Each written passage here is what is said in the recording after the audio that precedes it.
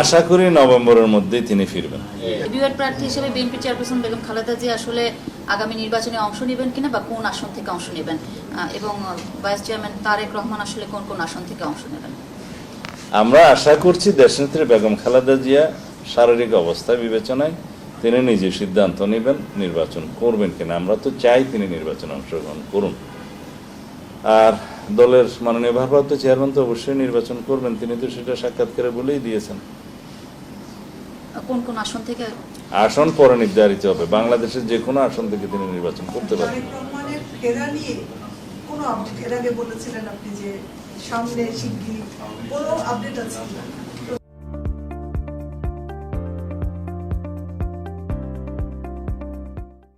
আশা করি নভেম্বরের মধ্যেই তিনি ফিরবেন।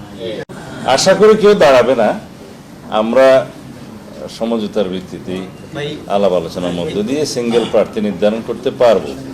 তারপরেও যদি কেউ দলের শৃঙ্খলা ভঙ্গ করে, তো শৃঙ্খলা ভঙ্গের জন্য যে ব্যবস্থা আমরা নিয়ে থাকি সাংগঠনিকভাবে তাই হবে।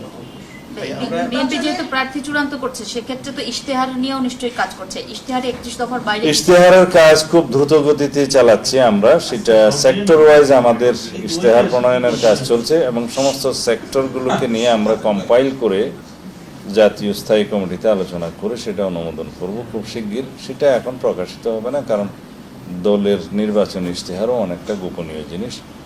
সেটা তফসিল ঘোষণার পরেই আমরা সাধারণত প্রকাশ করে থাকি, প্রেসের মাধ্যমে প্রকাশ করি।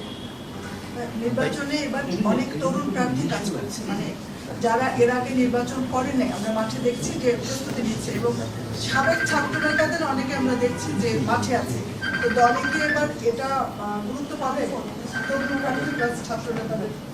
হ্যাঁ, সাবেক ছাত্র নেতা, সাবেক যুব নেতা, বর্তমান ছাত্র নেতা, বর্তমান যুব নেতা, একটা অংশ থাকবে তারুণ্যের প্রতিনিধিত্বকারী অংশ হিসাবে। সেটা আমরা আগেও তো প্রকাশ করেছি, আগেও